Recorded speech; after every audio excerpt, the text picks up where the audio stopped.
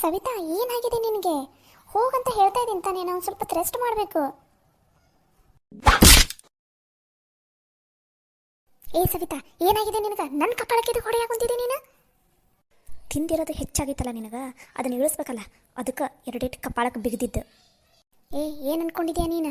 ನೀನು ಏನು ಅನ್ಕೊಂಡಿ? ಏನು ಪ್ರತಿ ಸಲ ಹೊಡೆದ್ರೂ ಹೊಡ್ಸ್ಕೊಂಡು ಸುಮ್ಮನೆ ಇರ್ತೀನಿ ಅಂತ ಅನ್ಕೊಂಡೇನು? ಎದಕ್ಕೆ ಹೊಡೆ ಹಾಕೊಂತೀನಿ ನನಗೆ?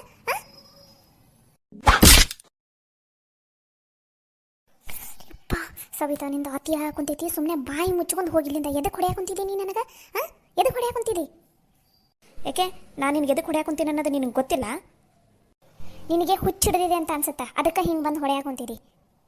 ಹುಚ್ಚು ಯಾರಿಗೆ ಹಿಡಿದಿದೆ, ಹೆಂಗೆ ಬಿಡಿಸ್ಬೇಕನ್ನೋದು ನನಗೆ ಗೊತ್ತೈತಿ, ಅದಕ್ಕೆ ಇಲ್ಲಿಗೆ ಬಂದಿದ್ದು ಇವಾಗ. ಏ, ಏನಾಗಿದೆ ನಿನಗೆ? ಎದಕ್ಕೆ ನನಗೆ ಹೊಡೆ ಹಾಕೊಂತಿದ್ದಿ? ನಾನೇನು ಮಾಡಿ ನಂತದ್ದು? ನಿನ್ನ ತಂಟೆಗೆ ಏನಾದರೂ ಬಂದಿದ್ದೀನಾ? ನನ್ನ ಪಾಡಿಗೆ ನಾನು ಇದ್ದೀನಿ ತಾನೆ. ನಿನ್ನ ಪಾಡಿಗೆ ನೀನಿದ್ರ ನಾನು ಇದಕ್ಕೆ ಬಂದು ನಿನ್ನ ಕಪಾಳಕ್ಕೆ ಬಿಗಿತಿದ್ದೆ. ನನಗೇನು ಹುಚ್ಚನಾಯಿ ಕಡ್ದೈತಂತ ಮಾಡ್ಯಾನ? ಕಡಿದ್ರು ಕಡ್ದಿರ್ಬೋದು, ಅದಕ್ಕೆ ಹಿಂಗೆ ಆಡಾಕೊಂತೀರಿ ನೀನು. ಕಡದಿರೋದು ನನಗಲ್ಲ, ನಿನಗೆ ಸೊಕ್ಕು ಅಹಮ್ಮ ಜಾಸ್ತಿ ಆಗೈತಿ. ಸೊಕ್ಕು ನೆತ್ತಿಗೆ ಏರೈತಲ್ಲ, ಅದಕ್ಕೋಸ್ಕರ ಈ ಥರ ಮಾಡಾಕೊಂತಿದ್ದಿ. ಹೇಳಲೆ, ಎದಕ್ಕೆ ನಮ್ಮ ಬುಕ್ಕನ್ನು ಸುಟ್ಟು ಹಾಕಿದಿ ನೀನು? ಹೇಳ. ಏನು ಹೇಳಾಕೊಂತಿ ಸವಿತಾ ನೀನು? ನಾನು ಹೇಳಿದ್ದೆ ನಿನ್ನ ಕಿವಿಗೆ ನೆಟ್ಟಗೆ ಕೇಳಿಸೈತಂತ ನನಗೆ ಗೊತ್ತೈತಿ. ಬಾಯಿ ಮುಚ್ಕೊಂಡು ಹೇಳು, ಎದಕ್ಕೆ ನಮ್ಮ ಬುಕ್ಕನ್ನು ನೀನು ಸುಟ್ಟು ಹಾಕಿದಿ? ಏ ಸವಿತಾ, ನಿನಗೇನಾದರೂ ತಲೆ ಕೆಟ್ಟಿದೇನಾ? ನಿನ್ನ ಬುಕ್ಕನ್ನು ನಾನು ಎದಕ್ಕೆ ಸುಟ್ಟು ಹಾಕಲಿ? ನನಗೇನಾದರೂ ಹುಚ್ಚ? ಹೋಗ. ಬೇರೆ ಯಾರು ಏನಾರು ಮಾಡಿರ್ಬೋದು ನೋಡು, ಬಂದುಬಿಟ್ಲ ನನಗೆ ಹೇಳೋದಕ್ಕೆ. ನಾನು ಏನೂ ಮಾಡಿಲ್ಲ, ನೀನು ಬುಕ್ಕನ್ನು ನೋಡಿಲ್ಲ, ನಿನ್ನ ಬುಕ್ ಹೆಂಗೈತಂತನೂ ನನಗೆ ಗೊತ್ತಿಲ್ಲ. ಸುಮ್ಮನೆ ಹೋಗಿಲ್ಲಿಂದ. ನನಗೆ ಗೊತ್ತೈತಿ ಈ ಕೆಲಸ ನೀನೇ ಮಾಡಿದ್ದಂತ. ಈ ಹಿತ್ತಲ್ದಾಗ ಕಟ್ಟಿಗೆ ಎಲ್ಲ ತೊಗೊಂಡು ಹೋಗಿ ಬುಕ್ ಸುಟ್ಟು ಹಾಕಿ, ಆ ಕಟ್ಟಿಗೆನ ತೊಗೊಂಡು ಹೋಗಿ ಮರದ ಕೆಳಗಡೆ ಹಿತ್ತಲ್ದಾಗ ಒಳಗಡೆ ತುರುಕಿಯಲ್ಲ, ಯಾರಿಗೂ ಗೊತ್ತಾಗಬಾರ್ದಂತಂದು. ನನಗೇನು ಗೊತ್ತಾಗಲ್ಲ ಅಂತ ಅನ್ಕೊಂಡ್ಬಿಟ್ಟೇನು? ಇಂಥ ಕ್ರಿಮಿನಲ್ ಕೆಲಸ ಈ ಮನ್ಯಾಗ ಮಾಡೋದು ನೀನ ಅಂತ ನನಗೆ ಚಂದನತ್ತಂಗೆ ಗೊತ್ತೈತಿ. ಸುಮ್ಮನೆ ಒಪ್ಕೋ, ಬಾಯಿ ಮುಚ್ಕೊಂಡು. ನಾನೆಲ್ಲ ಮಾಡಿದ್ದು, ನೀ ಸುಮ್ಮನೆ ನನ್ನ ಮೇಲೆ ಏನೇನೋ ಆರೋಪ ಹೊರ್ಸಕ್ಕೆ ಹೋಗಬೇಡ. ಆ ಕೆಲಸ ನೀನೇ ಮಾಡಿದ್ದಂತ ನನಗೆ ಚಂದನತ್ತಂಗೆ ಗೊತ್ತೈತಿ. ಸುಮ್ಮನೆ ಬಾಯಿ ಮುಚ್ಕೊಂಡು ಹೊರಗಡೆ ಬಂದು ಎಲ್ಲರ ಹತ್ರ ಸತ್ಯ ಒಪ್ಕೋ. ಎದಕ್ಕೆ ನಗ ಕುಂತಿದ್ದೀನಿ ನೀನು? ಸವಿತಾ, ನೀನು ಭಾಳ ಇಂಟೆಲಿಜೆಂಟ್ ಇದ್ದೀರಿ ನೋಡು. ನಿಜ, ನೀನು ಈ ಲೆವೆಲಿಗೆ ತಲೆ ಓಡಿಸ್ತಿ ಅಂತ ನಾನು ಅಂದ್ಕೊಂಡೇ ಇಲ್ಲಾಗಿದ್ದೆ ನೋಡು. ನಿನ್ನಂಥ ಕ್ರಿಮಿನಲ್ಸ್ ಮನ್ಯಾಗ ಅದಾರಂತ ಅಂದಮೇಲೆ ಇಷ್ಟು ತಲೆ ಓಡಿಸ್ಲಿಲ್ಲ ಅಂದರೆ ಹೆಂಗೆ? ಸುಮ್ಮನೆ ಬಾಯಿ ಮುಚ್ಕೊಂಡು ತೆಪ್ಪಗೆ ಬಾ. ಈಗ ಏನಾಗೈತಂತ ಹಿಂಗೆ ನಗ ಕುಂತಿದ್ದೀನಿ ನೀನು? ಹೌದು ಸವಿತಾ, ಆ ಬುಕ್ಕನ್ನು ತೊಗೊಂಡೋಗಿದ್ದು ನಾನೇ, ಸುಟ್ಟು ಹಾಕಿದ್ದು ನಾನೇ. ಸುಟ್ಟಿದ ಮೇಲೆ ನೀನು ಹೇಳ್ದಂಗೆ ಆ ಕಟ್ಟಿಗೆನೆಲ್ಲ ಆ ಕಡೆ ಗಿಡದ ಕೆಳಗಡೆ ತುರುಕಿದ್ದು ನಾನೇ. ಎಷ್ಟು ಸೊಕ್ಕ ನಿನಗೆ, ಎಷ್ಟು ದುರ್ಬುದ್ಧಿ ಐತೆ ನಿನಗೆ, ಎಷ್ಟು ಹೊಟ್ಟೆ ಕಿಚ್ಚೈತೆ ನಿನಗೆ. ನಿನ್ನ ತಂಟೆಗೆ ಏನಾದರೂ ಬಂದಿದ್ವಾ ನಾವು? ನಮ್ಮ ಪಾಡಿಗೆ ನಾವೇನೋ ಕೆಲಸ ಮಾಡ್ಕೋತಾ ಇದ್ದೀವಿ ತಾನೆ, ಅದಕ್ಕೆ ಯಾಕೆ ಬಂದು ನೀನು ಹಿಂಗೆ ಮಾಡಿದಿ? ಸುಮ್ಮನೆ ತೆಪ್ಪಗೆ ಬಾಯಿ ಮುಚ್ಕೊಂಡು ಹೊರಗಡೆ ಬಂದು ಎಲ್ಲರ ಹತ್ರನೂ ಈ ವಿಷಯ ಹೇಳು. ಇವಾಗಲೇ ಗೊತ್ತಾಗಲಿ ನಿನ್ನ ಬಂಡವಾಳ ಏನಂತಂದು ಇಡೀ ಮನೆ ಮಂದಿಗೆಲ್ಲ. ಸವಿತಾ, ಈ ಮನೆಯಲ್ಲಿ ಎಲ್ಲರೂ ನಿನ್ನಷ್ಟಂತೂ ಶಾಣೆ ಇಲ್ಲ, ಅದು ಮಾತ್ರ ನನಗೆ ಗೊತ್ತಿದೆ. ಇವಾಗ ನೀನು ಹೋಗಿ ಹೇಳಿದ ತಕ್ಷಣ ಮನೆಯಲ್ಲೆಲ್ಲರೂ ಒಪ್ಕೊಂಡ್ಬಿಡ್ತಾರಂತ ಅಂದ್ಕೊಂಡಿದೆಯಾ? ಚಾನ್ಸೇ ಇಲ್ಲ. ಯಾಕಂದರೆ ನಾನು ಆ ಬುಕ್ ಸುಟ್ಟು ಹಾಕಿದ್ದೀನಿ ಅನ್ನೋ ಸತ್ಯ ಯಾರಿಗೂ ಗೊತ್ತೂ ಇಲ್ಲ, ಯಾರೂ ನೋಡೂ ಇಲ್ಲ. ಇವಾಗ ನೀನು ಹೋಗಿ ಮನೆ ಮಂದಿಗೆಲ್ಲ ಹೇಳಿದಿ ಅಂತ ತಿಳ್ಕೊ. ನಮ್ಮ ಬುಕ್ಕನ್ನು ಸುಟ್ಟಾಕಿದ್ದು ಕವಿತಾನೇ ಅಂತ ಹೇಳಿದಿ ಅಂತ ತಿಳ್ಕೊ. ಎಲ್ಲರೂ ನಂಬಿಡ್ತಾರ? ಅಕಸ್ಮಾತ್ ನಂಬಿದ್ರು ಅಂತಲೂ ತಿಳ್ಕೊ. ಸಾಕ್ಷಿ ಏನಿದೆ? ಯಾರಾದರೂ ನೋಡಿದಾರಾ? ಇಲ್ಲ. ಅಂದಮೇಲೆ ನೀನು ಹೇಳೋದು ಈ ಮಾತನ್ನು ಯಾರು ನಂಬ್ತಾರೆ?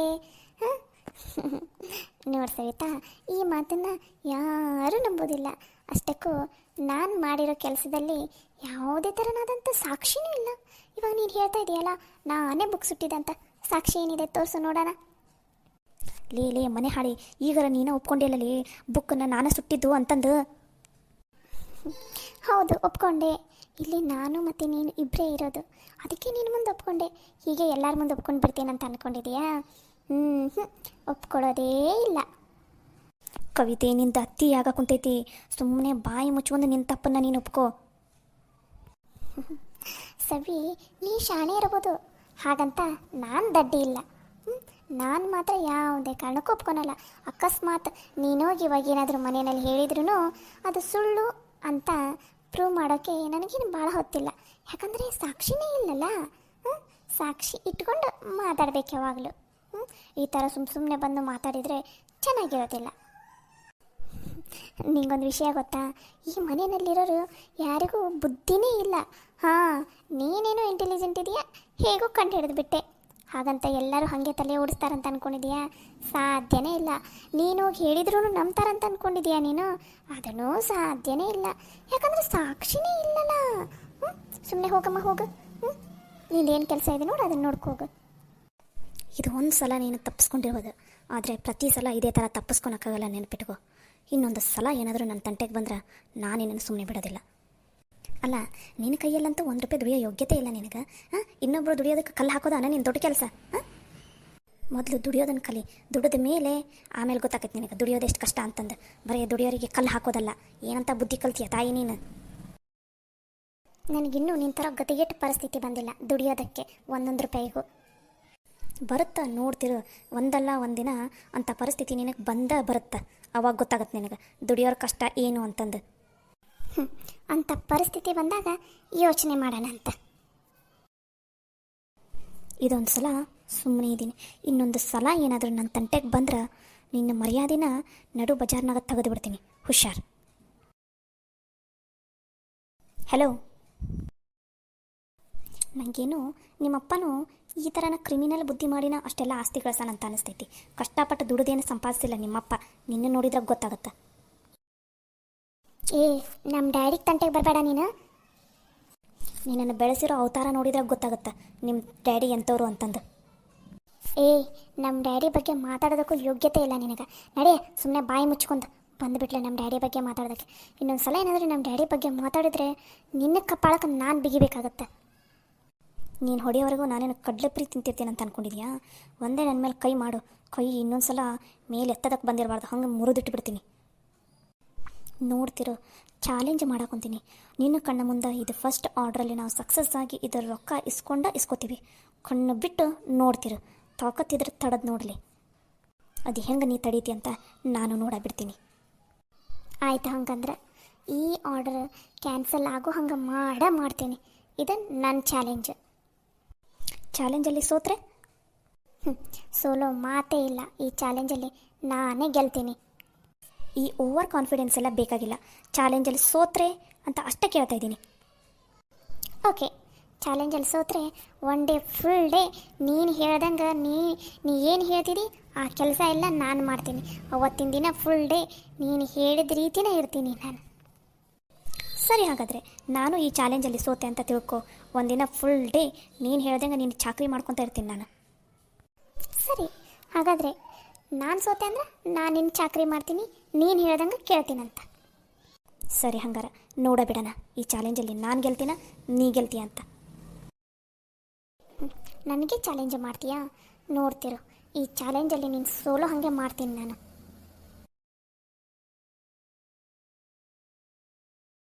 ನನ್ನ ಮುಂದೆ ಕೊಬ್ಬು ತೋರಿಸೋದಕ್ಕೆ ಬರ್ತಾ, ಇವಳು ಕೊಬ್ಬು ಮುರಿತೀನಿ ನಾನೇ. ಎಷ್ಟು ಸೊಕ್ಕು ಇವಳಿಗೆ. ಸವಿ, ಏನಾಯ್ತಲಿ? ಎದಕ್ಕೆ ಅಷ್ಟೊಂದು ಸಿಟ್ನಾಗತ್ತಿದ್ದಿ? ಏನೂ ಇಲ್ಲ ರೀ, ಏನೋ ಒಂದು ಸ್ವಲ್ಪ ಟೆನ್ಷನ್ ಅಷ್ಟೇ. ಸವಿತಾ, ಏನನ್ನೋದು ಹೇಳಿ ಪರವಾಗಿಲ್ಲ, ಯಾಕೆ ಇಷ್ಟೊಂದು ಟೆನ್ಷನ್ನು ಸಿಟ್ಟನಾಗದಿದ್ದೀನಿ ನೀನು? ಯಾವತ್ತೂ ನೀನು ಇಷ್ಟು ಸಿಟ್ಟನಾಗಿರೋದು ನಾನು ನೋಡಿಲ್ಲ. ಯಾಕೆ, ಏನಾಯ್ತು ಹೇಳು? ನಾನು ಹೇಳಿದ್ರೆ ನನ್ನ ಮಾತು ನಂಬಿಡ್ತೀರಾ ನೀವು? ಎಲ್ಲದಕ್ಕೂ ಸಾಕ್ಷಿ ಕೇಳ್ತೀರಾ, ಇಲ್ಲ ಸುಳ್ಳು ಹೇಳ್ತಾ ಇದೆಯಾ ಅಂತ ಅಂತೀರಾ. ಸುಮ್ಮನೆ ಎದಕ್ಕೆ ನನ್ನ ತಡ್ತೀರಿ? ಸುಮ್ಮನೆ ಇದ್ಬಿಡ್ರಿ, ಏನೂ ಇಲ್ಲ. ಸವಿತಾ, ನಂಗೆ ನಿಮ್ಮ ಮಾತಿನ ಮೇಲೆ ನಂಬಿಕೆ ಐತಿ, ಹೇಳು ಏನಂತಂದು. ರೀ, ನಾವು ಆ ಬುಕ್ ಎಲ್ಲ ಕಳೆದೈತಿ ಅಂತ ಹುಡುಕಾಡಕ್ಕೆ ಕುಂತಿದ್ವಲ್ಲ, ಆ ಬುಕ್ ಕಳೆದಿಲ್ಲ. ಮತ್ತೆ ಸಿಕ್ತಾ ಹಾಗಾದ್ರೆ? ಇಲ್ಲ, ಆ ಕವಿತಾ ಇದ್ದಾಳಲ್ಲ, ಆ ನೋಟ್ಸನ್ನು ತೊಗೊಂಡು ಹೋಗಿ ಬೆಂಕಿ ಹಾಕಿ ಸುಟ್ಟಿಟ್ಟಾಳ್ರಿ. ಸವಿತಾ, ನೀನು ಹೇಳ್ತಾ ಇರೋದು ನಿಜನಾ?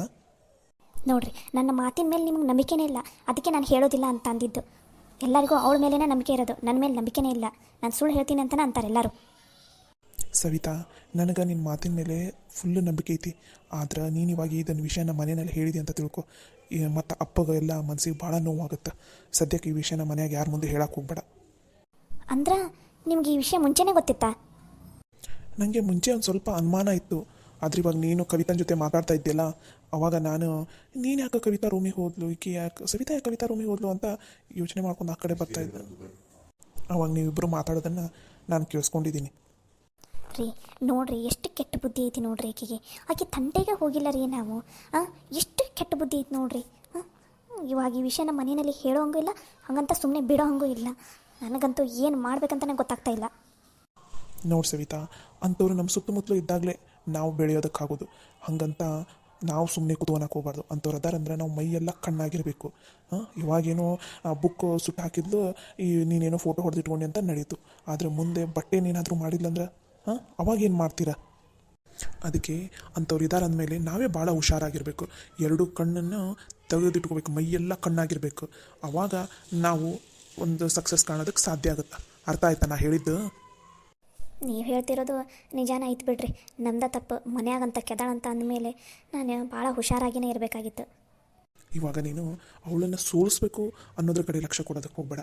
ನೀನು ಗೆಲ್ಲೋ ಕಡೆ ಲಕ್ಷ್ಯ ಕೊಡು. ನೀನು ಗೆದ್ದಿ ಅಂತ ತಿಳ್ಕೊ, ಆಕೆ ಆಟೋಮೆಟಿಕ್ಕಾಗಿ ಸೋತಂಗನ. ನೀನು ಹೆಂಗೆ ಗೆಲ್ಲಬೇಕು, ಎಷ್ಟು ಹುಷಾರಾಗಿರಬೇಕು, ಇದ್ರಾಗ ನಾನು ಏನು ಪ್ಲ್ಯಾನ್ ಮಾಡಿದ್ರೆ ನಾನು ಗೆಲ್ತೀನಿ ಅನ್ನೋದ್ರ ಕಡೆ ಅಷ್ಟೇ ಲಕ್ಷ್ಯ ಕೊಡು. ಈ ಚಿಂತೆ ಮಾಡ್ಕೊತ, ಈ ಸಿಟ್ಟು ಮಾಡ್ಕೊತ ಇದ್ರಾಗಿದ್ದು ನೀನು ಟೈಮನ್ನು ವೇಸ್ಟ್ ಮಾಡ್ಕೊಳಕ್ಕೆ ಹೋಗ್ಬೇಡ. ಭಾಳ ಹುಷಾರಾಗಿ ಹೆಜ್ಜೆ ಇಡು ಮುಂದಕ್ಕೆ. ನಾ ಹೇಳೋದು ಅರ್ಥ ಆಗೈತಿಲ್ಲ ನಿನಗೆ? ಇನ್ಮೇಲೆ ನಾನು ಭಾಳ ಹುಷಾರಾಗಿರ್ತೀನಿ. ನೀವಿಬ್ಬರು, ನೀನು ಅತ್ತಿಗೆಮ್ಮ ಏನು ಕೆಲಸ ಮಾಡಾಕೊಂತೀರಲ್ಲ, ಇದಕ್ಕೆ ಕಣ್ಗಾವಲಾಗಿ ನಾನು ಇರ್ತೀನಂತ. ನಾನು ಆ ಕವಿತಾ ಅವ್ರ ಮೇಲೆ ಒಂದು ಕಣ್ಣಿಟ್ಟಿರ್ತೀನಂತ. ಸರಿನಾ? ಸರಿ ರೀ, ನೀವು ಹೇಳೋದು ನಿಜಾನ ಐತಿ. ಇವಾಗ ನಿಮ್ಮ ಜೊತೆ ಮಾತಾಡಿದ ಮೇಲೆ ನನಗೊಂದು ಸ್ವಲ್ಪ ಸಮಾಧಾನ ಅನ್ಸಾಕೊಂತೈತಿ.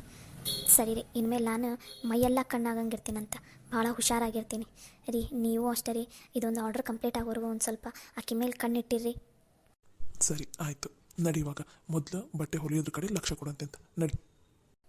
ಸರಿ ರೀ.